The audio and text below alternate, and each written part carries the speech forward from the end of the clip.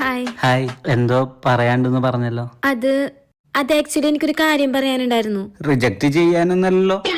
Reject ചെയ്യാന്ന് വെച്ചാ? ഇതിനു മുന്നേ 20 പെണ്ണുങ്ങളുടെ റിജക്ഷൻ വാങ്ങിയിരിക്കുക. ഇനി ഇതുകൂടെ താങ്ങാ വയ്യ. എന്റെ ഈശ്വര, 20 പെണ്ണുങ്ങളുടെന്നാ? അതെന്താ? അവളുമാര് പറയുന്നത് ഞാൻ ബോറിംഗ് ആണ്. മാത്രല്ല ഗവൺമെന്റ് ജോലി ഉള്ളവരുടെ ലൈഫൊക്കെ ഒതുങ്ങിയതാവുന്നു. അത് ശരിയാ.